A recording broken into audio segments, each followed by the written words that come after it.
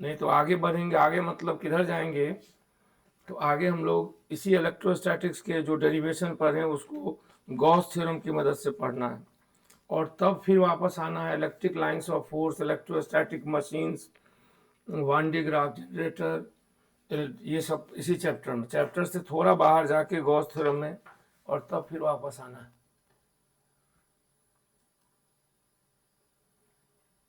Oscillation of negative charge का diagram, diagram मतलब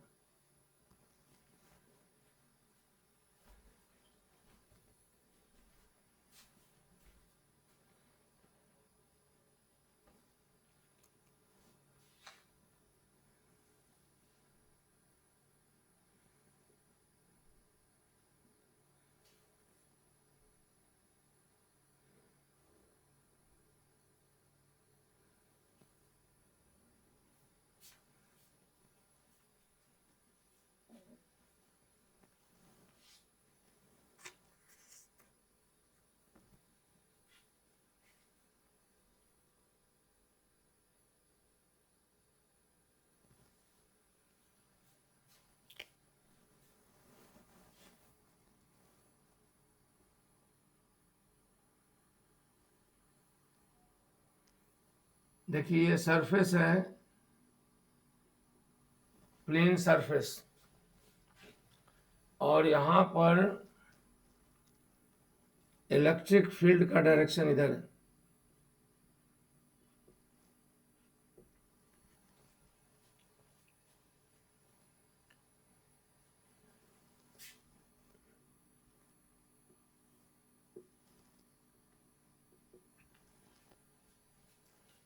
अब इसकी जगह पर अगर हम पैरेलल बीम ऑफ लाइट लेते और उसके सामने एक ओपेक शीट रखते,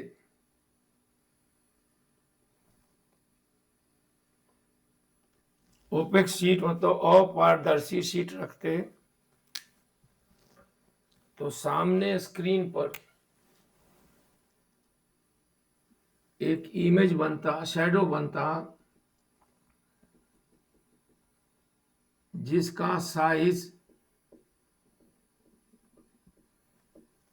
और डार्कनेस डिपेंड करता इंटेंसिटी ऑफ लाइट पर, नंबर 1,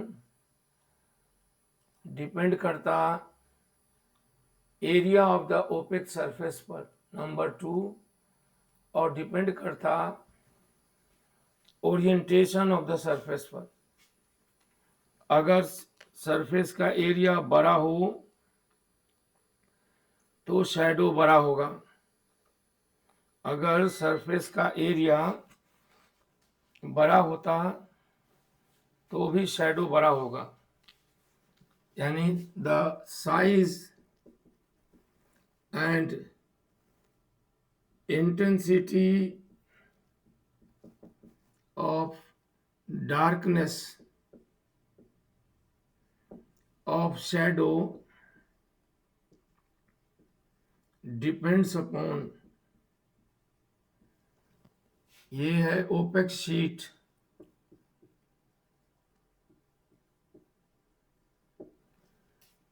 और ये है पैरेलल बीम ऑफ लाइट।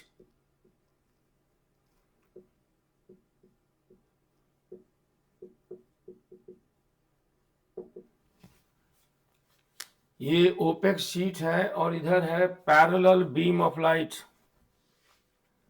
और सामने स्क्रीन है जिस पर ये लाइट इंसिडेंट हो रही है, तो इससे बन रहा है एक शैडो, इससे एक शैडो बन रहा है, छाया, और उस शैडो का डार्कनेस और साइज डिपेंड करता है, नंबर 1, इंटेंसिटी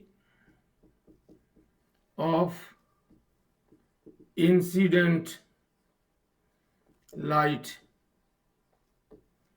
नंबर 2, डिपेंड करता है area of the OPEC sheet. ध्यान से सुनिएगा, एरिया ऑफ ओपेक शीट और डिपेंड करता है orientation of the surface,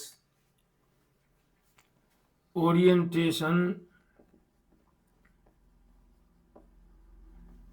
of the surface.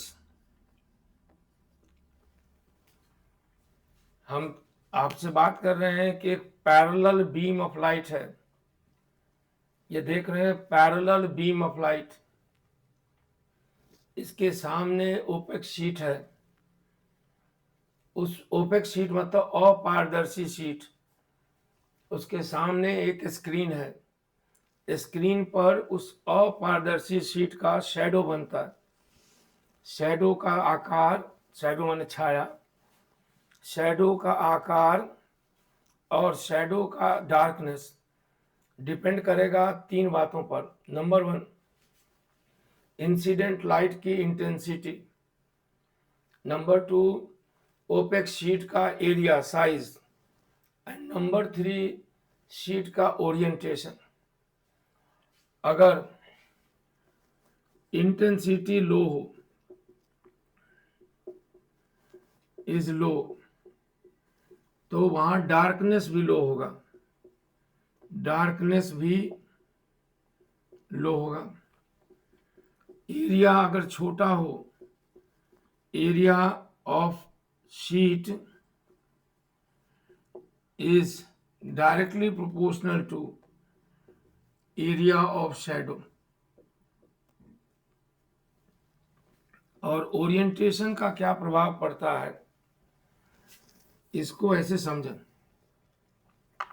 वही पैरेलल बीम ऑफ लाइट है, लेकिन अगर ये सरफेस ओपेक शीट इस तरह न होकर इस तरह हुआ तो शैडो ए से बी तक पाया जाएगा।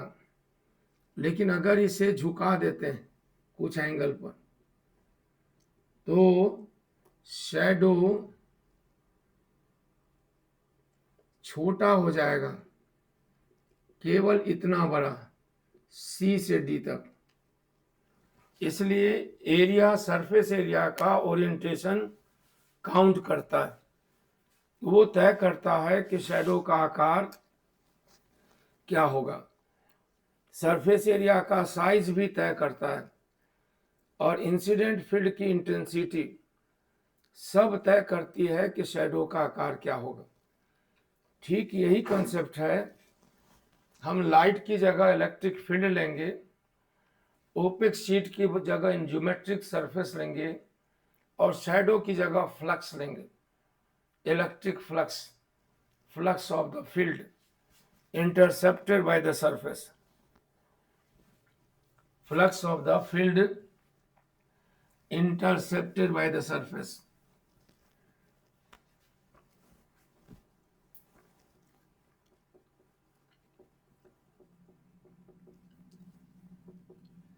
Electric flux of field. यहां पर एक सरफेस है, यहां पर एक एलिमेंट्री सरफेस है जिसका नॉर्मल इधर है और इस इलाके में इलेक्ट्रिक फील्ड इधर है और दोनों के बीच एंगल थीटा है। तो flux of the field intercepted by the surface is defined as d phi e dot da या e da cos थीटा। तो फ्लक्स बराबर होगा e da cos थीटा। ये फ्लक्स किसका है, इलेक्ट्रिक फील्ड का, इंटरसेप्टेड बाय द सरफेस। ये depend करेगा तीन बातों पर, इंटेंसिटी ऑफ द फील्ड यानी E, orientation of the surface यानी theta, and area of the surface यानी A। ये इलेक्ट्रिक फ्लक्स डिपेंड करेगा तीन बातों पर, orientation of the surface, size of the surface and intensity of the field, 3 बातों पर। अब ओरिएंटेशन कैसे नापते हैं, तो एंगल से। ओरिएंटेशन समझने के लिए 3 रूल्स पढ़ेंगे, रूल्स, लॉज नहीं, rules for direction of area vector, area vector, area vector के डायरेक्शन का रूल। रूल नंबर 1, अगर वो सरफेस कंकेव या कन्वेक्स हो तो area vector should be radially outward.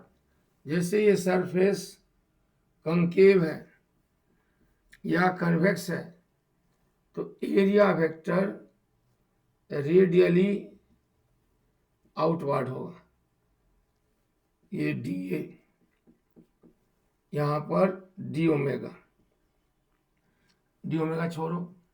ये सरफेस अगर कंकेव अंदर से या बाहर से कन्वेक्स है तो एरिया वेक्टर रेडियली आउटवर्ड लिया जाना चाहिए, अगर सरफेस कंकेव या कन्वेक्स हो। पहला रूल यही। दूसरा रूल ये हुआ the surface is concave or convex, surface is concave or convex, then area vector must be in radially outward direction. Area vector must be in radially outward direction.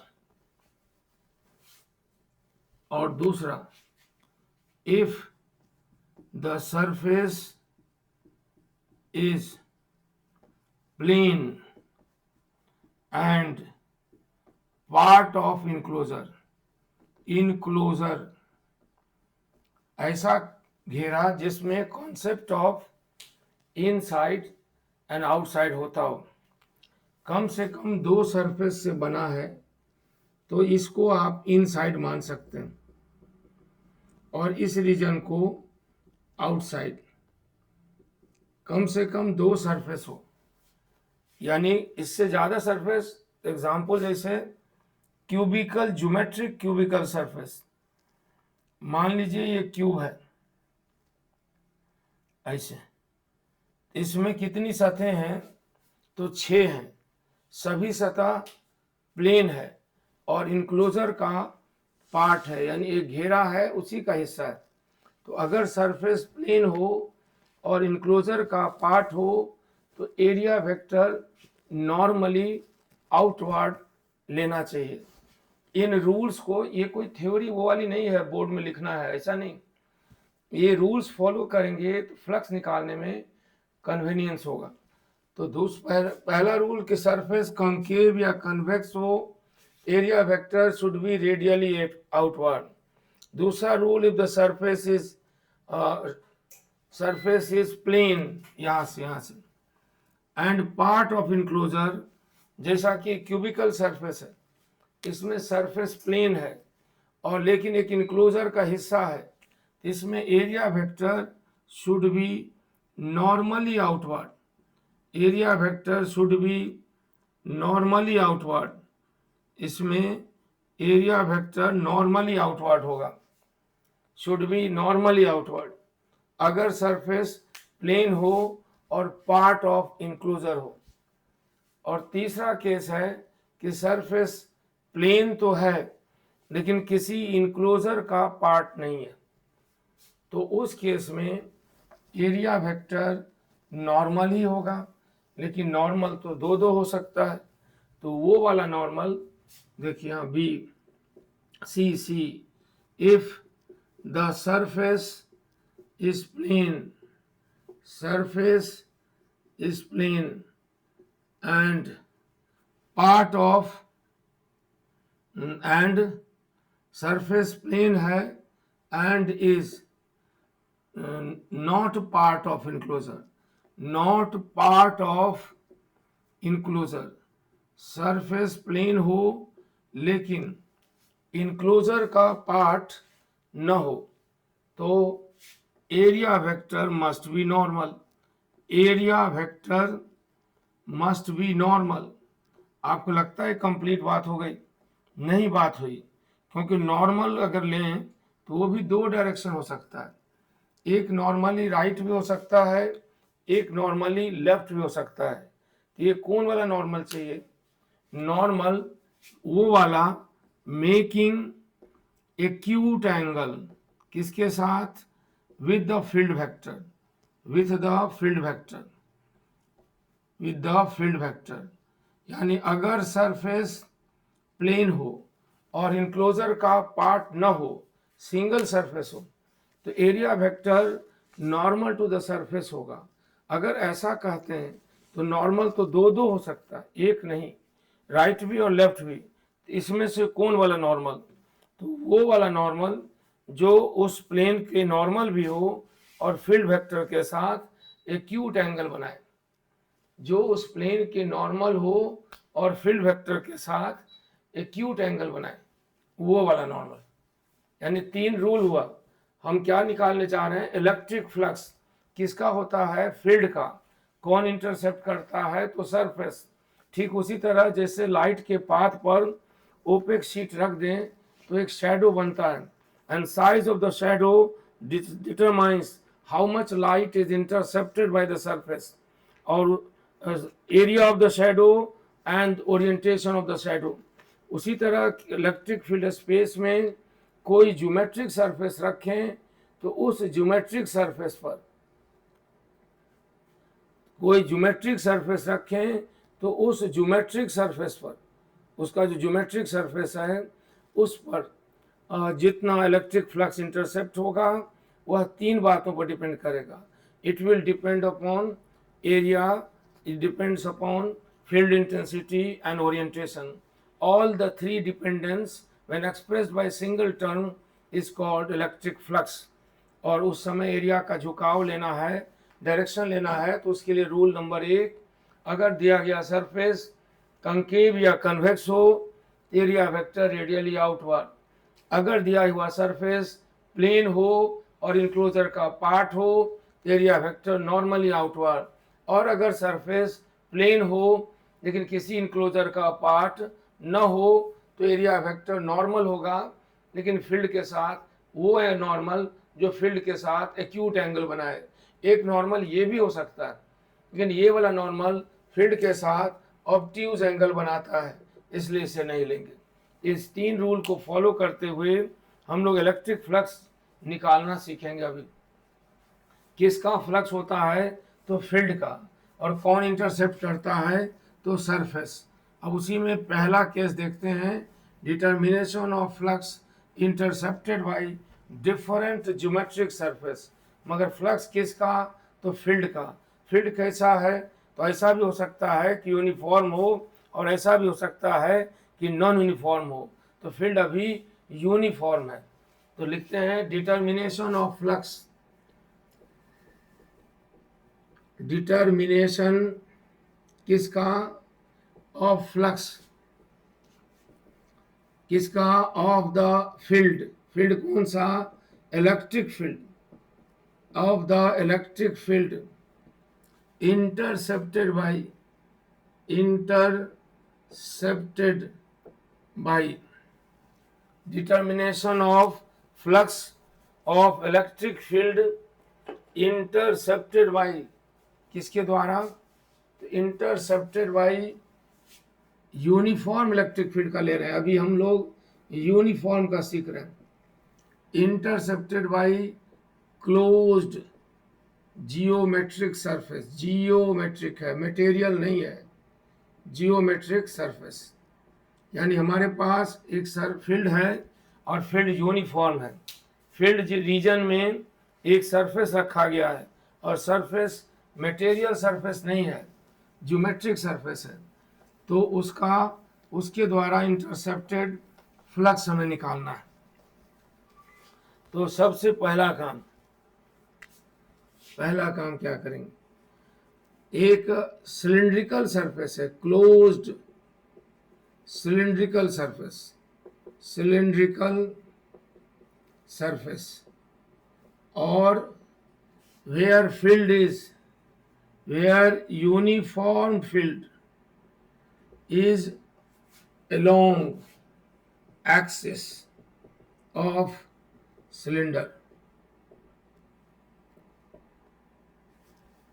यानी हम जो surface लेने जा रहे हैं वह सिलिंड्रिकल है और उस इलाके में है जहां इलेक्ट्रिक फील्ड है और इलेक्ट्रिक फील्ड यूनिफॉर्म है और इलेक्ट्रिक फील्ड का डायरेक्शन उस सिलेंडर के एक्सियल लाइन में है, एक्सियल लाइन।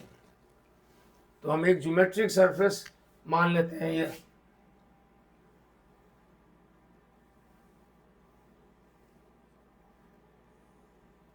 ये मटेरियल नहीं है, ज्योमेट्रिक सरफेस है और इसके अंदर इसके एक्सियल लाइन में फील्ड है, हर जगह फील्ड यूनिफॉर्म है, इसलिए मैग्नीट्यूड में, डायरेक्शन में, सब जगह एक जैसा है और एक ही डायरेक्शन में, समझे? फील्ड यूनिफॉर्म है और सब जगह एक जैसा है।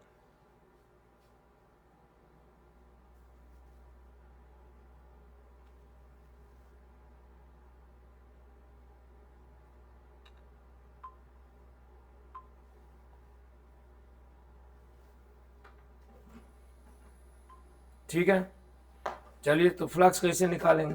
सबसे पहले शेप के बेसिस पर पता लगाइए इस सिलिंड्रिकल सरफेस में कितने डिफरेंट सरफेस दिखाई दे रहे हैं, कितने डिफरेंट है। हमें 3 सरफेस दिख रहा है। सरफेस नंबर 1, ये सरफेस नंबर 2 और सरफेस नंबर 3।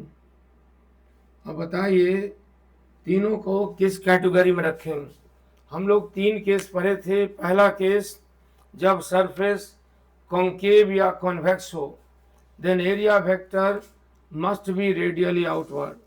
दूसरा case when the surface is plane and part of enclosure, then area vector should be normally outward. If the surface is plane and part or not part of, यहाँ तो पहला और दूसरा जो है, सबसे तीसरा जो है वो पहला केस है, तीसरा वाला जो है वो पहला केस है, ध्यान से देखिए वो पहला केस है तीसरा वाला। और इसको आप क्या मानेंगे? 1 और 2 को, सरफेस प्लेन है और इनक्लोजर का पार्ट है, इसलिए यहाँ पर 1 में एरिया वेक्टर इधर लिया जाएगा और यहाँ पर भी एरिया वेक्टर इधर लिया जाएगा। और ये तीसरा नंबर कॉन्वेक्स है, बाहर से देखने पर यहाँ पर एरिया वेक्टर रेडियली आउटवर्ड होगा क्योंकि ये कॉन्वेक्स है। यहाँ फील्ड अंदर की तरफ है और यहाँ भी फील्ड अंदर की तरफ है। तो सरफेस नंबर 1 का फ्लक्स, सरफेस नंबर 1 द्वारा इंटरसेप्टेड फ्लक्स ई डॉट डी ए बराबर होगा ई डी ए कॉस, कितना लें? ई और डी ए का बीच का एंगल कितना दिख रहा है? 180, इसलिए ये हो जाएगा 180 और इसलिए फ्लक्स होगा ई गुना ए माइनस साइन के साथ। ठीक है, सरफेस नंबर 2 का फ्लक्स, वह भी सरफेस प्लेन है और इनक्लोजर का पार्ट है, ये हो जाएगा ई डी ए कॉस 0 बराबर प्लस ई ए, ये फ्लक्स पॉजिटिव। और तीसरा कॉन्वेक्स सरफेस जो बाहर से दिखता है उसका फ्लक्स निकालना है। ठीक है, कॉन्वेक्स सरफेस जो बाहर से कॉन्वेक्स दिखता है, सिलिंड्रिकल सरफेस, वह हर जगह कॉस 90, तो उसका फ्लक्स 0। अब सभी सरफेस का total flux intercepted φ1 plus φ2 plus φ3 बराबर 0 आ गया। अभी जो हम डिटरमाइन किए फ्लक्स, उससे ही मतलब तो समझ में नहीं आया कि इस 0 का क्या फिजिकल सिग्निफिकेंस है, लेकिन चले सीखे तो फ्लक्स कैसे निकालते हैं। ये कौन सा केस था, यहाँ फील्ड यूनिफॉर्म था और सरफेस, यहाँ फील्ड यूनिफॉर्म था और सरफेस कॉन्वेक्स था बाहर से देखने पर। अब तीसरा केस, एक और केस देखते हैं जहाँ सरफेस क्लोज है, सिलेंड्रिकल है, फील्ड भी है, यूनिफॉर्म भी है, लेकिन एक्सियल लाइन में नहीं। वह उस सिलेंडर के लेंथ के परपेंडिकुलर है और सिलेंडर के एक्सिस से पास करता है। तब कैसे निकालते हैं? मतलब फील्ड वही यूनिफॉर्म है, क्लोज ज्योमेट्रिक सरफेस भी सिलेंडर है, बस सिलिंड्रिकल सरफेस का ओरिएंटेशन बदल दिया गया है फील्ड के सापेक्ष। तब टोटल फ्लक्स क्या मिलता है? अभी तो हमको टोटल फ्लक्स 0 मिला है। इन flux intercepted by closed geometric surface 0 आया है। अब दूसरा केस, फ्लक्स किसका? Of uniform electric field, uniform electric field, flux किसका? यूनिफॉर्म इलेक्ट्रिक फील्ड का, intercepted by a cylindrical surface. कैसा सिलेंडर है? Closed cylindrical surface, closed cylindrical surface, जहां फील्ड किधर है? Where field vector is perpendicular to the axis, perpendicular to axis. अभी से पहले वाले में था along द एक्सिस, अभी जो था वो along द एक्सिस था, अब जो है वो एक्सिस के परपेंडिकुलर है। अभी से पहले वाला में along द एक्सिस था और अब जो है वो एक्सिस के परपेंडिकुलर है। समझे? अभी वाला केस जो है वो एक्सिस के परपेंडिकुलर है। तो चलिए निकालते हैं एक्सिस के परपेंडिकुलर। फ्लक्स इज फ्लक्स किसका? फील्ड का, इंटरसेप्टेड बाई ए सरफेस। यहाँ जो सरफेस है वो क्लोज्ड है, सिलिंड्रिकल है, और फील्ड यूनिफॉर्म का मतलब चार्ज नहीं है। अब देखिए ये सरफेस है, वही सिलिंड्रिकल सरफेस का ओरिएंटेशन चेंज कर दिया गया है और ये इसका एक्सिस है, ये एक्सिस। अब एक्सियल लाइन में फील्ड ना होकर एक्सिस के परपेंडिकुलर फील्ड है हर जगह, पूरे सिलिंड्रिकल स्पेस में। जहाँ जहाँ वो सिलिंड्रिकल ज्योमेट्रिक सरफेस है, हर जगह इलेक्ट्रिक फील्ड उसके एक्सियल लाइन के परपेंडिकुलर है। ऊपर वाली सतह को सोचिए, इस सतह को क्या कहेंगे? ये सतह प्लेन है और किस कैटेगरी में डालेंगे? 3 तरह का हम लोग पढ़े हैं, हम लोग 3 केस पढ़े अब तक, समझे? हम लोग अभी तक 3 केस देखे हैं। जब सरफेस क्लोज हो और कन्वेक्स या कॉन्केव हो, area vector should be radially outward. जब सरफेस प्लेन हो और इनक्लोजर का पार्ट हो, then area vector should be normally outward. और जब सरफेस प्लेन ही हो मगर किसी इनक्लोजर का पार्ट नहीं हो, then area vector should be normal to the surface, making an acute angle with the field vector.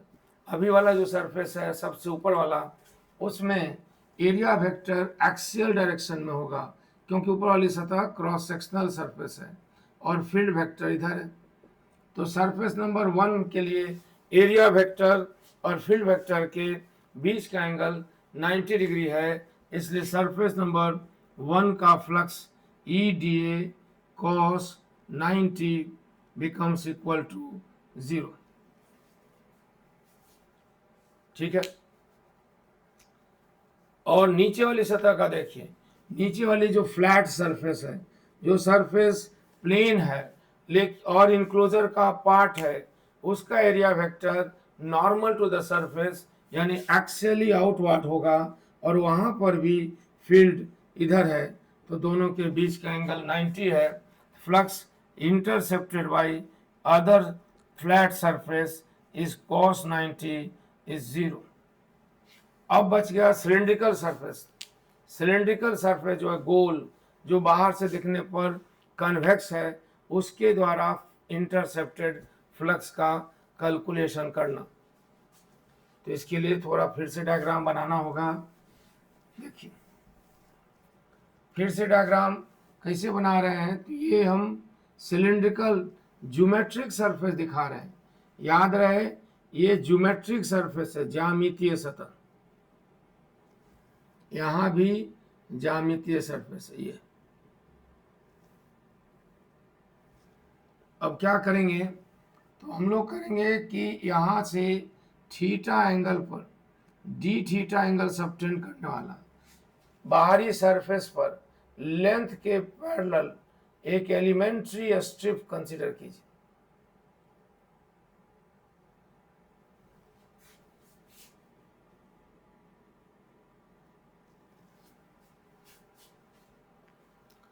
वो जो गोल सरफेस है ना, उस पर बाहर से एक एलिमेंट्री स्ट्रिप लेंगे, ये वाला स्ट्रिप, ये वाला। और ये स्ट्रिप किसका एलिमेंट है, सिलिंड्रिकल सरफेस का। और सिलिंड्रिकल सरफेस बाहर से देखने पर कैसा है, तो कन्वेक्स है, तो उसका स्ट्रिप भी कन्वेक्स होगा, इसलिए एरिया वेक्टर रेडियली आउटवर्ड होगा। अब ये एंगल थीटा है, ये एंगल डी थीटा है। हम क्रॉस सेक्शनल टॉप व्यू दिखाते हैं, ये फील्ड का डायरेक्शन है सब जगह, और यहाँ पर एक एलिमेंट्री स्ट्रिप है ये वाला, इसका एरिया वेक्टर इधर। ये एंगल थीटा है, ये एंगल डी थीटा है। ये एरिया कितना होगा, तो ये होगा R D theta multiplied by length. ये वाला जो आर्क लेंथ है ना, वो आर डी थीटा होगा। समझ में आई बात या नहीं है? वो गोल सिलिंड्रिकल सरफेस जो बाहर से है, एक पेज को जब हम मोड़ते हैं, इस तरह ये पेज हो और इसको बेंड करते हुए एक सिलेंडर बनाते हैं गोल। ये इस सिलेंडर के बाहरी सतह पर यहाँ पर लंबा लंबा स्ट्रिप मान रहे हैं, हर स्ट्रिप सबका एडिशन होगा तो पूरा सरफेस बनाएगा ये वाला स्ट्रिप। तो उसी तरह का स्ट्रिप यहाँ भी दिख रहा है। तो इस स्ट्रिप का एरिया इतना है, इस स्ट्रिप का एरिया वेक्टर और फील्ड वेक्टर के बीच एंगल 0 है, इसलिए फ्लक्स इंटरसेप्टेड बराबर होगा E D A cos theta.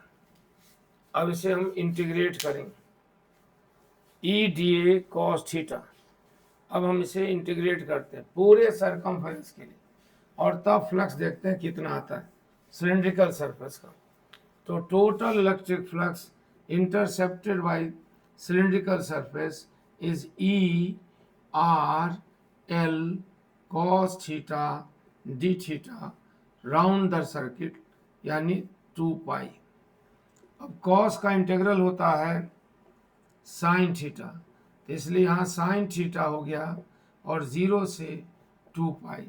हम सब जानते हैं ये बराबर हो गया E R L sine 2 pi minus sine 0।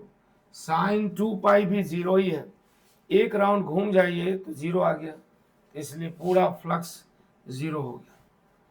यानी सरफेस के ओरिएंटेशन के बदल देने से फ्लक्स टोटल इंटरसेप्शन में कोई फर्क नहीं आया। इस केस में देखिए तो यही है कि सरफेस क्लोज है और दूसरा फील्ड यूनिफॉर्म है, और सब जानते हैं यूनिफॉर्म फील्ड एक आइडियल कंसेप्ट है। क्यों? इसलिए कि कूलम्ब्स लॉ को ओबे करने वाला कोई भी फील्ड यूनिफॉर्म नहीं हो सकता, चार्ज से दूरी बढ़ने पर फील्ड घटता है। तो इसलिए फील्ड यूनिफॉर्म फील्ड आदर्श परिस्थिति है। यूनिफॉर्म फील्ड के आसपास कोई चार्ज नहीं होगा, क्योंकि अगर चार्ज होगा तो उसका फील्ड कूलम्ब्स लॉ को ओबे करेगा, और कूलम्ब्स लॉ को ओबे किया तो फिर फील्ड यूनिफॉर्म नहीं होगा। इसलिए ये 2 केस हम देखें कि सरफेस क्लोज है, फील्ड यूनिफॉर्म है, तो सरफेस का ओरिएंटेशन कुछ भी हो, flux interception, total flux interception of the uniform field by the close surface is 0। इसका सिग्निफिकेंस अभी तक क्लियर नहीं हुआ कि क्यों 0। कोई बात नहीं, एक और केस लेते हैं, शायद सरफेस का नेचर बदल दें। अभी सिलिंड्रिकल सरफेस लिए हैं, अब क्यूबिकल सरफेस लीजिए, फिर उसकी 6 सतहों का फ्लक्स इंटरसेप्शन निकालिए। क्यूबिकल सरफेस, क्यूबिकल शेप का सरफेस, समझे। और फील्ड है यूनिफॉर्म। मान लो फील्ड बराबर है ई X I plus E Y J plus E Z के, ये फील्ड है, ठीक है। फील्ड यूनिफॉर्म है और पूरे इलाके में एक जैसा फील्ड है।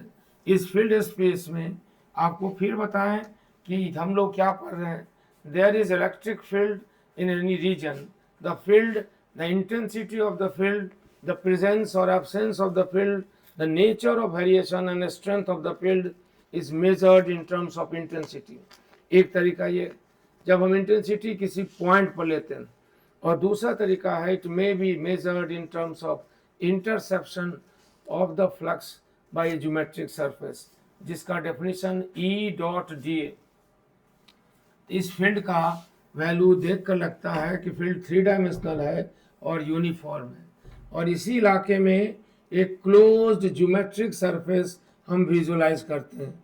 यानी ये जो सरफेस है वो क्लोज भी है, और वो जो सरफेस है वो मटेरियल का बना हुआ नहीं, वो सरफेस ज्योमेट्रिक सरफेस है, और उसमें 6 सतहें हैं, और सभी सतहें से फील्ड इंसिडेंट और एग्जिट होता होगा। तो इनके सब सरफेस का फ्लक्स इंटरसेप्शन जोड़ कर निकालना है। ये ओरिजिन मान लें, इसको एक्स एक्सिस माने, इसको वाई एक्सिस माने, इसको जेड एक्सिस माने, और फिर सब कॉर्नर का नाम दे दें। 4 दूनी 8 कॉर्नर है, एक का नाम ऑलरेडी ओ है, बाकी सबका नामकरण करें। O A B C D E F G, ये 8 कॉर्नर हुए, ये 6 सरफेस हुई और एक फील्ड हुआ। हर सरफेस का ओरिएंटेशन अलग अलग है। सरफेस का नेचर आप किस कैटेगरी में डालिएगा आप ही सोचिए। सरफेस प्लेन है और इनक्लोजर का हिस्सा है। पहला केस पढ़े थे, जब सरफेस कॉन्केव या कन्वेक्स हो तो area vector should be radially outward. दूसरा केस पढ़े थे, जब सरफेस प्लेन हो एंड पार्ट ऑफ इनक्लोजर हो then area vector should be normally outward. तो अभी वाला केस में क्या यही नहीं लगता है? क्या अभी आपको वही दिखता है ना कि ये सरफेस 6 सतहों से बना है, 6 सतह प्लेन है और एक इनक्लोजर क्यूबिकल इनक्लोजर का हिस्सा है, इसलिए इनका एरिया वेक्टर नॉर्मली आउटवर्ड होना चाहिए। इसलिए हर सरफेस का एरिया वेक्टर हम normally outward unit vector notation में लिखने वाले हैं। आप भी लिखना सीखिए। तो surface number A B E F, surface A B E F पहचानिए। Surface A B E F किस प्लेन में है या किस प्लेन के पैरेलल है। एग्जाम्पल के तौर पर, क्या surface A B E F X Y plane में है? क्या surface A B E F X Z plane X Y plane में है? क्या एक्स जेड प्लेन में है या वाई जेड प्लेन में है, या इनमें से किसके पैरेलल है? आप बताते तो ज़्यादा अच्छा था। यहाँ पर 6 सतहें हैं, 6 प्लेन सतहें हैं, उनमें से हम एक की बात कर रहे हैं। वह सतह है A B E F. Diagram में दिख भी रहा है आपको, आप सोच पा रहे हैं कि नहीं? हमें बताना है क्या ये A B E F surface plane है? तो हाँ, ये तो है प्लेन। ये A B E F surface क्या एक्स जेड प्लेन में पड़ता है, क्या एक्स वाई प्लेन में है, क्या वाई जेड प्लेन में है, या इनमें नहीं है? तो किस प्लेन के पैरेलल है? सुमित जी, वाई सिर्फ नहीं हो सकता, प्लेन हमेशा 2 एक्सिस से बनता है। एक जवाब है वाई जेड प्लेन में है शायद, हाँ, एक जवाब है वाई जेड प्लेन में नहीं बल्कि वाई जेड प्लेन के पैरेलल है। ज़्यादातर लोग का यही जवाब है, यही सही लगता है। वाई जेड प्लेन कौन है? तो ये वाई है और जेड है। वाई जेड प्लेन में कौन सी सतह आपको दिखती है? तो पहचानिए तो कौन सी सतह? ये तो उसके पैरेलल है, उसमें कोई सतह पड़ रही है कि नहीं इस क्यूब की? क्यूब का कोई सरफेस जो वाई जेड प्लेन में पड़ता हो, देखिए तो क्यूब का कोई सरफेस जो वाई जेड प्लेन में पड़ता हो, ऐसा है क्या?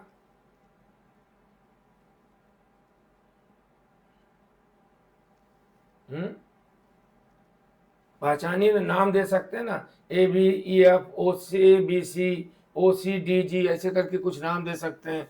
वह सरफेस जो वाई जेड प्लेन में पड़ता जी, जवाब आया ओ सी डी जी, हाँ सही है, ओ सी डी जी सही है।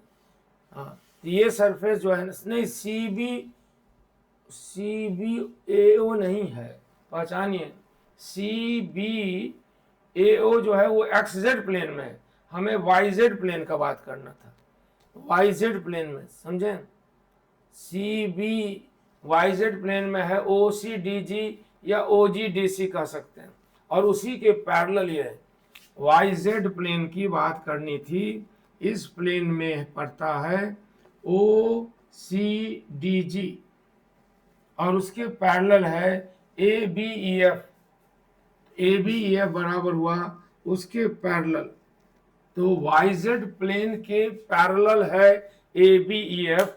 तो बताइए वाई जेड प्लेन के नॉर्मल दिशा कौन होगी, यानी वाई जेड प्लेन के परपेंडिकुलर किस डायरेक्शन को कहते हैं, वाई जेड प्लेन के नॉर्मल कौन डायरेक्शन हो,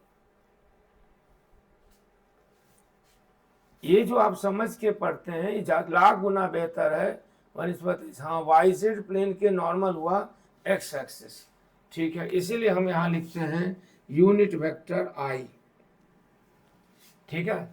तो surface A B E F का एरिया वेक्टर हो गया एल स्क्वायर आई। अब इसी के सामने अपोजिट सरफेस है ओ सी डी जी, पहचानिए उसका क्या वैल्यू, एल स्क्वायर तो है, और किस डायरेक्शन में ले, ओ सी डी जी भी वाई जेड प्लेन में ही है, ओ सी डी जी भी वाई जेड प्लेन में ही है, उसका एरिया वेक्टर कौन डायरेक्शन में लें, पहचानिए, O C D G Y Z plane में ही है, उसका एरिया वेक्टर किस डायरेक्शन में लें,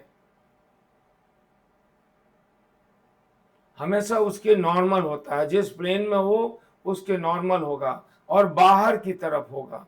यहां भी बाहर की तरफ सोचिए, यहां पर जिस तरह इस सतह का बाहर की तरफ सोचे, उसी तरह उस सतह का भी बाहर की तरफ सोचिए। तो क्या जवाब दीजिएगा, जवाब आया,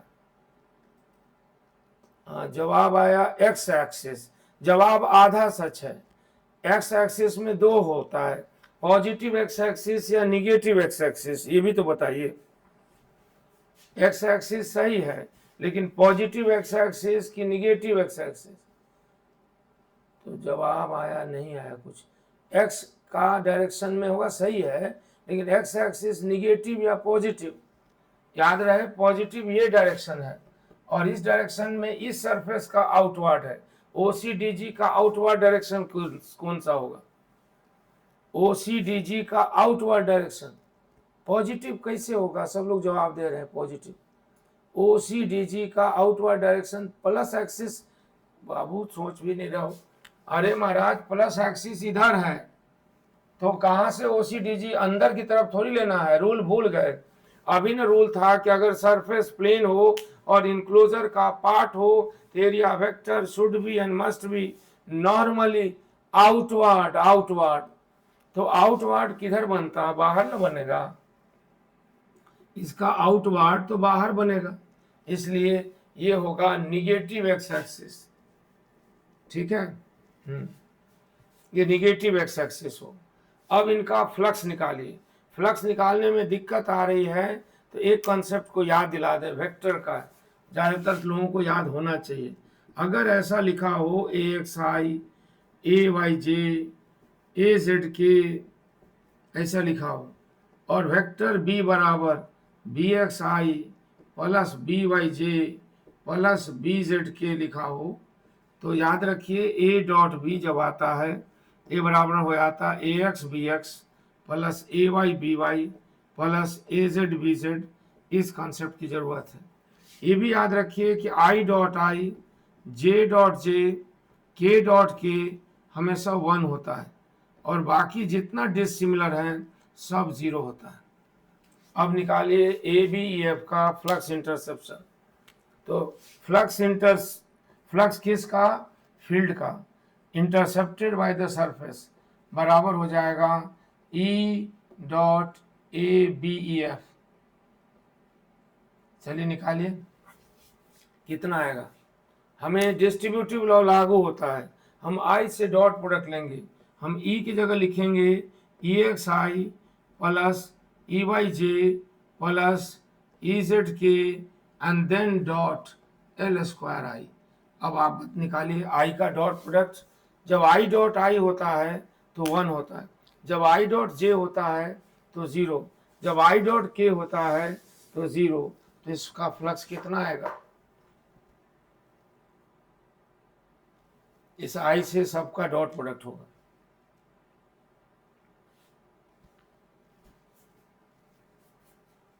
आप जवाब दें तो ज्यादा अच्छा है। नहीं आ रहा जवाब। अरे ये डिस्ट्रीब्यूटिव लॉ है, इससे हम सबका डॉट प्रोडक्ट लेंगे। हम पहले लिखेंगे E X L square I dot I, फिर लिखेंगे E Y L square J dot I, फिर लिखेंगे E Z L square K dot I. तो फाइनल रिजल्ट क्या आएगा।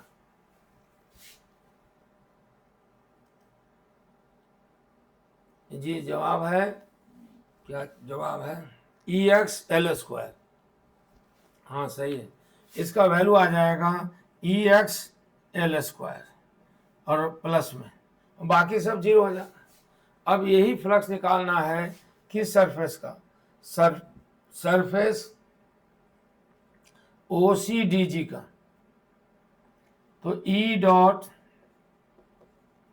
ओ सी डी जी बराबर होगा ई एक्स आई ई वाई जे ई जेड के डॉट क्या माइनस एल स्क्वायर आई। चलिए इसका वैल्यू भी बताइए कितना होगा।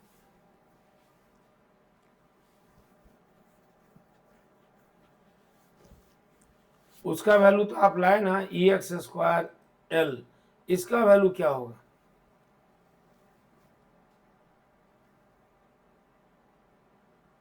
आप जब फर्स्ट टर्म से मल्टीप्लाई करिएगा तो दिक्कत है क्या, यहाँ माइनस साइन आया ना, E X L square I dot I, E X फिर माइनस, सब में माइनस आएगा, E Y I L square J dot I, उसके बाद E Z L square K dot I. तो जितना डिसिमिलर होता है सब 0 होता है और जो सिमिलर होता है सो 1 होता है। तो कितना आ गया, यानी माइनस ई एक्स एल स्क्वायर। अभी आमने सामने दो सतहों का फ्लक्स इतना आया, दोनों को जोड़ दें तो क्या होगा। आमने सामने का फ्लक्स इतना आया, एक प्लस ई एक्स एल स्क्वायर एक माइनस ई एक्स एल स्क्वायर, दोनों को जोड़ देंगे तो 0 हो जाएगा। इसी तरह 6 सतहों का जब हम फ्लक्स निकालेंगे और आमने सामने सबको जोड़ेंगे तो टोटल इलेक्ट्रिक फ्लक्स एक बार फिर 0 आ गया। बस एक ही बात दिखती है, सरफेस क्लोज्ड है, फील्ड यूनिफॉर्म है, तो सारा का सारा 0 आ गया। अब सरफेस को क्लोज रखते हुए फील्ड को अगर नॉन यूनिफॉर्म कर दें तब क्या होगा। मतलब सरफेस अभी क्या सब है, इस सब केस में क्या है, सरफेस सब में क्लोज है और फील्ड सब में यूनिफॉर्म है। अब अगर सरफेस तो क्लोज ही रहे लेकिन फील्ड यूनिफॉर्म हो जाए, नॉन यूनिफॉर्म हो जाए, मतलब अभी तो नॉन यूनिफॉर्म है, नहीं अभी तो यूनिफॉर्म है, तो सब में 0 आया है। अब अगर ऐसा केस लें जिसमें सरफेस तो क्लोज हो लेकिन फील्ड यूनिफॉर्म ना हो, नॉन यूनिफॉर्म हो, तब क्या होगा। अब नॉन यूनिफॉर्म का जब सिलेक्शन कीजिएगा तो कौन से फील्ड को लीजिएगा। सबसे बेस्ट नॉन यूनिफॉर्म फील्ड जिसकी चर्चा हम लोग बार बार करेंगे वो है electric field obeying Coulomb's law. फिर से सुनिए, अभी तक जो 3 फर्स्ट केस लिए उसमें क्या हुआ है, फील्ड यूनिफॉर्म है और सरफेस क्लोज है और फ्लक्स इंटरसेप्शन 0 आ रहा है। सरफेस का ओरिएंटेशन बदल दिए, फील्ड का ओरिएंटेशन चेंज कर दिए, लेकिन फ्लक्स सबके सब में 0 आया। अब अगर ऐसा केस लें कि सरफेस तो अभी भी क्लोज रखें, फील्ड को नॉन यूनिफॉर्म बना दें, तो नॉन यूनिफॉर्म कौन सा, तो कोई भी ले सकते हैं, लेकिन सबसे पहला नॉन यूनिफॉर्म फील्ड जो रियल नॉन यूनिफॉर्म फील्ड जो हमको पाला पड़ता है वो है electrostatic field obeying Coulomb's law. तो उसी का केस लेते हैं और यहाँ एक चार्ज भी ले आते हैं, क्योंकि फील्ड अगर नॉन यूनिफॉर्म होगा तो आसपास चार्ज तो होना है। तो तीसरा केस लेते हैं जिसमें फील्ड नॉन यूनिफॉर्म है और किसकी वजह से है, तो पॉइंट चार्ज की वजह से। इसके लिए सबसे पहले एक बकेट शेप, बकेट मतलब फ्रस्टम के शेप का, बकेट मतलब बाल्टी के शेप का, बाल्टी बाल्टी बाल्टी के शेप का बकेट शेप ज्योमेट्रिक सरफेस लीजिए, क्लोज ज्योमेट्रिक सरफेस, बाल्टी नुमा एक ज्यामितीय सतह ले लिए। अब इसको पीछे ट्रेस कीजिए, ये बाल्टी नहीं है लेकिन अगर होती तो ये दोनों लाइनें एक बार यहाँ पर इंटरसेक्ट करती और यहाँ से थोड़ा सा टेढ़ा हो गया, ठीक करते हैं इसको। ये दोनों लाइनें जो होती वो यहाँ इंटरसेप्ट करती ओ पर। इसी जगह पर हम प्लस क्यू चार्ज रख देते हैं। अब ओ पर जो प्लस क्यू चार्ज है उसका इलेक्ट्रोस्टैटिक फील्ड कूलम्स लॉ को ओबे करेगा और रेडियली आउटवर्ड होगा और हर जगह कूलम्स लॉ को ओबे करेगा। तो ऐसी स्थिति में इस बकेट शेप ज्योमेट्रिक सरफेस का फ्लक्स इंटरसेप्शन निकालना है। बकेट शेप, इसको हम फ्रस्टम भी बोलते हैं, छिन्नक, यानी ये बकेट की आकृति है, बकेट शेप या फ्रस्टम। फ्रस्टम इस शेप का एक ज्योमेट्रिक सरफेस लिए ABCD और उसके सेंटर पर क्यू चार्ज रखें। अब बताइए ABCD सरफेस जो क्लोज सरफेस है उसमें कितने तरह के सरफेस हैं, कुल कितनी सतहें? आप गौर से देखिए, बकेट मतलब बाल्टी, घर में जो बाल्टी होती है ना पानी वाली, वही उसका एक साइड जो रहता है वो क्लोज रहता है और एक साइड ओपन रहता है। बड़ा वाला एरिया ओपन रहता है, छोटा वाला क्लोज रहता है। यहाँ पर क्लोज या ओपन की बात नहीं है, क्यों? क्योंकि यहाँ तो हम लोग देख रहे हैं वो ज्योमेट्रिक सरफेस है, ये मटेरियल का बना हुआ थोड़ी है, इसलिए सारी तरफ से ओपन है, सब वो ज्योमेट्रिक सरफेस है, ज्यामितीय सतह। तो फिर भी सतह का शेप देखिए तो कितने शेप हैं, कितने अलग अलग आकार के शेप के सतहें हैं यहाँ। तो जवाब कुछ आया है, जवाब आया है 3। सरकार 3 सतह जरूर है, मतलब तरह कैटेगराइज करिएगा तो कितने टाइप की सतह? 3 सरफेस है, सही आपका जवाब। लेकिन अगर इन्हें कैटेगराइज करें यानी क्लासिफाई करें तो आपको कितनी तरह के सतह दिखाई देते हैं?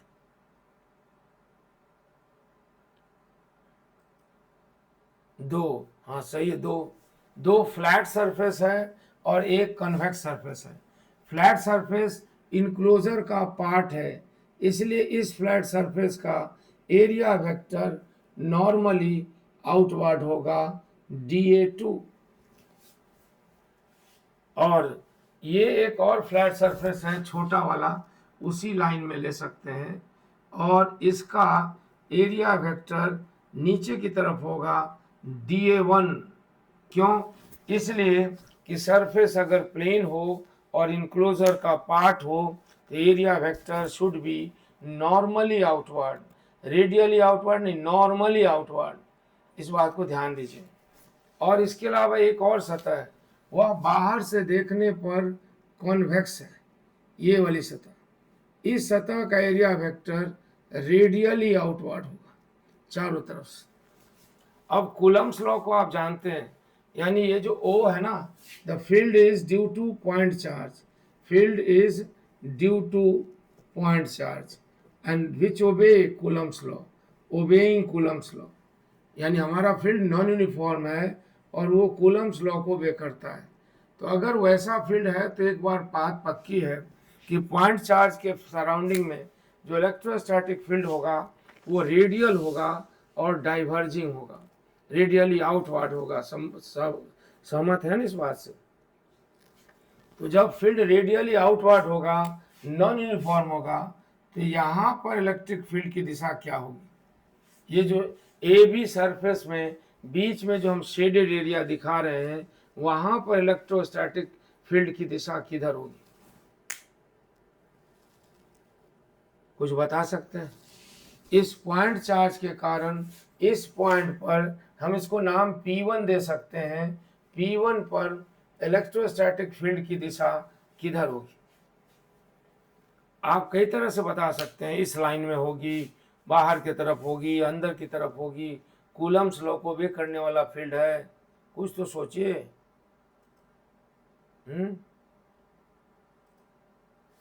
देखिए ना, ये ओ सेंटर ओ है, यहाँ पर चार्ज है, यहाँ से OP1 डिस्टेंस है, रेडियल लाइन है। तो OP1 पर यानी P1 per unit positive charge रखें यानी टेस्ट चार्ज रखें, तो उस पर जो फोर्स रहेगा उसको फील्ड कहेंगे।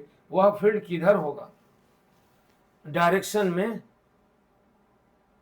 उस फील्ड का डायरेक्शन क्या होगा?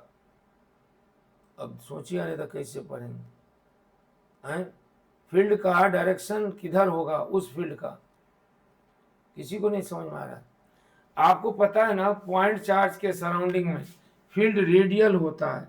ये प्लस क्यू चार्ज है, यहाँ रखो तो रिपल्सन इधर होगा, यहाँ रखो तो रिपल्सन इधर होगा, यहाँ रखो तो इधर होगा। तो अगर पॉजिटिव चार्ज का फील्ड है तो इलेक्ट्रिक फील्ड वेक्टर सब जगह इसके सराउंडिंग में रेडियली आउटवर्ड होता है। तो उस हिसाब से P1 पॉइंट पर प्लस क्यू चार्ज के इलेक्ट्रिक फील्ड इंटेंसिटी का डायरेक्शन P1 पर किस तरफ होगा? Opposite to the area vector. नहीं, ऐसा नहीं। हाँ ठीक है, ठीक है, एकदम सही। P1 पर ये एरिया वेक्टर के अपोजिट होगा। DA1 जो एरिया वेक्टर है उसके अपोजिट होगा। बकेट में अंदर की तरफ होगा, OP लाइन में बाहर की तरफ होगा। और फील्ड का मैग्नीट्यूड कितना हो? कूलम्स लॉ में हम पढ़े हैं कि यूनिट कूलम्स लॉ में Q कूलम चार्ज के सराउंडिंग में R डिस्टेंस पर इंटेंसिटी वेक्टर कितनी होती है। और हम लोग घबराइए नहीं, हम लोग क्या कर रहे हैं, तो हम फ्लक्स का डिटर्मिनेशन सीख रहे हैं। किस तरह? इस तरह कि अगर किसी पॉइंट पर कोई एलिमेंट्री एरिया लें तो flux of the field intercepted by the area depends upon size of the area, depends upon orientation of the area, depends upon intensity of the field। तो क्या कूलम्स लॉ के हिसाब से point P1 पर O पर धरे point charge का field OP1 में बाहर की तरफ और इस तरह होगा? सहमत है?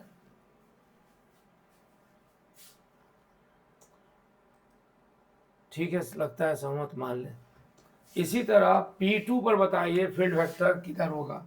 एरिया वेक्टर DA2 के साथ क्या एंगल बनाएगा P2 पर? P2 उस बकेट का बड़ा वाला फ्लैट सरफेस है, क्रॉस सेक्शन। तो P2 पर फील्ड किधर होगा? तो P2 पर फील्ड होगा किधर होगा? ये जो पॉइंट P2 है, यहाँ पर इस चार्ज के कारण बकेट के उस फ्लैट सरफेस पर DA2 सरफेस वेक्टर जो है वहां पर फील्ड किस डायरेक्शन में होगा? सोचिए सोचिए।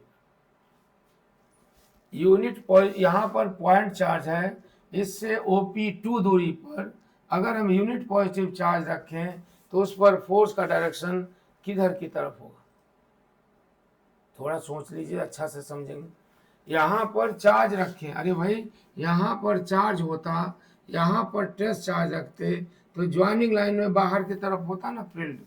तो O पर जो चार्ज है उसका फील्ड P2 पर किस डायरेक्शन में होगा? फील्ड मतलब P2 पर धरे गए यूनिट पॉजिटिव चार्ज पर फोर्स किधर लगेगा? P2 पहचान रहे ना? नहीं पहचान? P2 ये पॉइंट है, ये पॉइंट है। इस पॉइंट पर रखे गए यूनिट पॉजिटिव चार्ज पर इस Q चार्ज के कारण फोर्स का डायरेक्शन क्या होगा? कितना देर लगा रहे हो? कुछ जवाब तो आया जी। जवाब है आउटवर्डली। उसको और अच्छा रखते, अगर कहते हम उस बिंदु P2 पर जो एरिया वेक्टर DA2 है उसी डायरेक्शन में। हम ऐसे भी कह सकते थे कि रेडियल लाइन OP2 में आउटवर्डली। ये सब ऑप्शन था। खैर ठीक है जवाब। यहाँ पर फील्ड वेक्टर dA2 के डायरेक्शन में होगा और उस फील्ड का मैग्नीट्यूड सेम नहीं होगा, क्योंकि दूरी बढ़ गई है तो फील्ड घट जाएगा, और एक दूरी r1 है, एक दूरी r2 है। ये दो फ्लैट सरफेस पर फील्ड इंटेंसिटी हो गई। अब कर्व सरफेस के बारे में क्या विचार है? ये जो सिलिंड्रिकल सरफेस है बकेट का, सिलिंड्रिकल ना कहें, कोनिकल सरफेस, वहाँ पर बाहर से कन्वेक्स है तो फील्ड तो ऐसे होगा और ये हमेशा 90 डिग्री बनाएगा, इसलिए सरफेस नंबर 3 का फ्लक्स टोटल 0 होगा। अब पहला का फ्लक्स लेते हैं, दूसरा का टोटल फ्लक्स लेते हैं। तो ये हो जाएगा E1 dA1 cos 180 का integral plus E2 dA2 cos 0 का इंटीग्रल। आप लोग सहमत है ना? E2 और dA2 एक ही डायरेक्शन में, इसलिए cos 0 आया।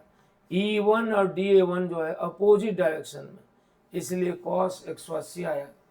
और तीसरा वाला जो है वह तो 90 डिग्री है हर जगह, इसलिए उसमें हमें कोई ज़्यादा कुछ नहीं करना है। अब कूलम्स लॉ वाला वैल्यू जो है यहाँ रख दीजिए और देखिए क्या आता है। E1 कितना आया है? E1 बराबर आया है Q/4πε0 dA1 R1 square with negative sign, और यहाँ आया है Q/4πε0 dA2 with R2 square positive sign. बताइए आप सहमत हैं या नहीं? हम E1 का वैल्यू यहाँ से लाए कूलम्स लॉ से, और E2 का वैल्यू यहाँ से लाए कूलम्स लॉ से, और तब रिजल्ट देखिए आप सहमत हैं या नहीं।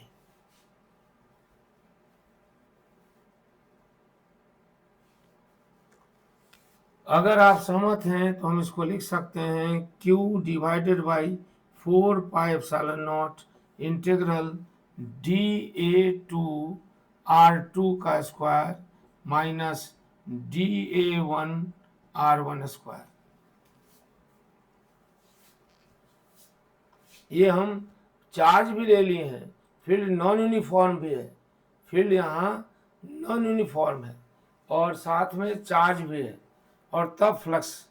अब dA1/R1 स्क्वायर और dA2/R2 स्क्वायर किसको कहते हैं? इसको हम लोग सॉलिड एंगल कहते हैं। ये कोनिकल वॉल्यूम लीजिए, कोनिकल शंकु के आकार का ऐसे, और यहाँ पर एरिया लीजिए, और यहाँ पर एरिया लीजिए, और यहाँ एरिया लीजिए। एरिया बड़ा होता जाएगा, डिस्टेंस दूर होता जाएगा, लेकिन ये सॉलिड एंगल में कोई फर्क नहीं पड़ेगा।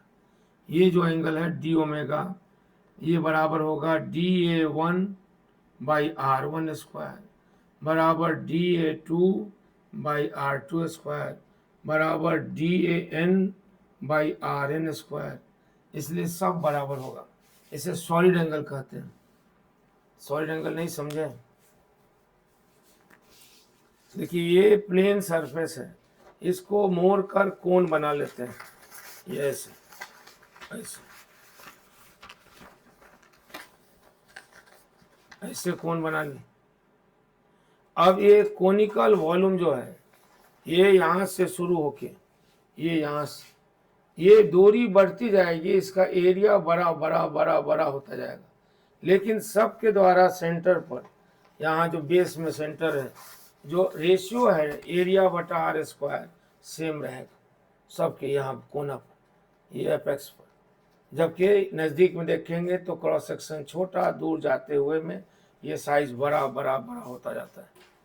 तो वही बात है, ये दोनों बराबर होंगे, यानी एक बार फिर साबित हो गया कि चार्ज भी है, फील्ड नॉन यूनिफॉर्म भी है, सरफेस क्लोज्ड भी है, फिर भी फ्लक्स 0 आ गया है।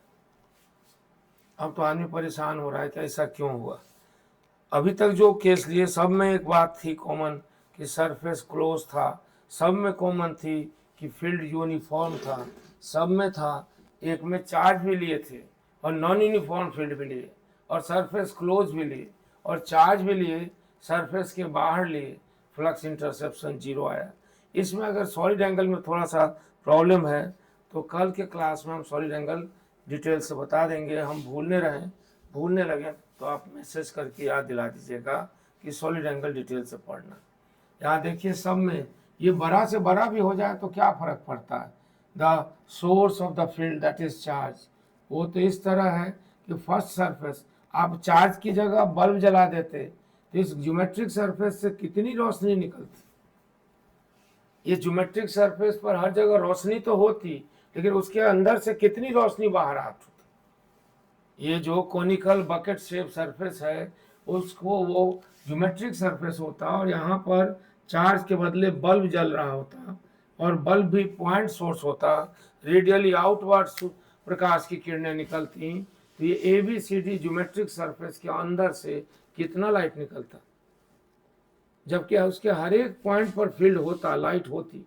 बताइए कोई आदमी कि इससे अगर हम इसके बाहर एक बल्ब जला दें, बल्ब की रोशनी से पूरा ज्योमेट्रिक सरफेस का each and every point illuminated हो, लेकिन ज्योमेट्रिक सरफेस तीनों का फ्लक्स नेट आउटपुट या इनपुट ऑफ लाइट लें तो उसके अंदर से कितना लाइट निकल रही। नहीं समझे।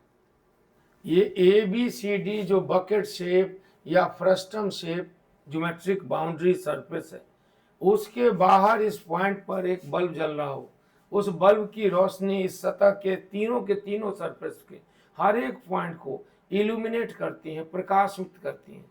लेकिन अगर पूरे ज्योमेट्रिक सरफेस की बाउंड्री से total net output of light की बात करें तो कितनी लाइट आउट हो रही है।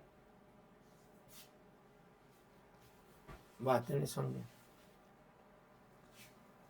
यहाँ जो लाइट का सोर्स है वो बाहर में है और उससे जो लाइट निकल रही है ABCD सरफेस को क्रॉस कर रही, लेकिन उस सरफेस के अंदर से कितनी लाइट निकल रही। नहीं, आप नहीं सोच पा रहे। अगर ये बल्ब जलता और बल्ब के चारों तरफ फिलामेंट के चारों तरफ स्फेरिकल या किसी और शेप का ट्रांसपेरेंट ग्लास कवर होता तो ग्लास की बाउंड्री से कितनी लाइट निकलती, जितनी बल्ब के फिलामेंट में बनती, क्योंकि बल्ब उस ग्लास की बाउंड्री के अंदर था। अगर वही फिलामेंट ग्लास के बाउंड्री के बाहर होता तब कितनी लाइट इस ज्योमेट्रिक बाउंड्री में क्रिएट होती। अगर यही फिलामेंट जो है वो अंदर न होकर यहाँ बल्ब बाहर जल रहा होता तो इस फिलामेंट से जो रोशनी निकल रही है उस रोशनी का कि इसके सरफेस के हर पॉइंट पर पहुँचती है, लेकिन उस सरफेस की बाउंड्री के अंदर से कितना आउटपुट ऑफ लाइट होता है। बल्ब बाहर में इनपुट से कम आउटपुट नहीं, ये ज्योमेट्रिक सरफेस जितना इनपुट होता है उतना आउटपुट होगा। नेट इसके अंदर से कोई लाइट नहीं निकलती। हाँ, इसी के अंदर बल्ब जला देते और तब जो लाइट निकलती तो टोटल निकलती। तो उसी तरह यहाँ भी अभी तक यही हुआ है। तो पहले केस में हम कोई चार्ज लिए भी नहीं थे और फील्ड यूनिफॉर्म था। आखिरी केस में हम चार्ज लिए भी तो उस बाउंड्री के बाहर लिए। अब अगले केस में हम उस चार्ज उस बाउंड्री के अंदर डालकर चेक करेंगे कि फ्लक्स क्या होता है। समझे। और भी केस देखेंगे। इन सब केस में एक बात कॉमन थी, सरफेस क्लोज था, फील्ड यूनिफॉर्म था। एक केस में फील्ड नॉन यूनिफॉर्म था तो चार्ज भी बाउंड्री के बाहर था। इस सब को ध्यान में रखिए, प्रॉब्लम अटेम्प्ट कीजिए। कल संडे है, फिर भी रात में ये क्लास होगा। बाकी दिन के क्लास हम दिन में बता देंगे, आप मैसेज करके पूछ लीजिएगा। अभी मैसेज नहीं भेजेंगे, लेकिन रात वाला क्लास होगा। आप पिछले चैप्टर का प्रॉब्लम बनाते हो या इस चैप्टर का, मतलब इलेक्ट्रोस्टैटिक्स में, मैसेज करके कह सकते हैं कि इसको फिर बता दीजिए या दिक्कत है। समझें।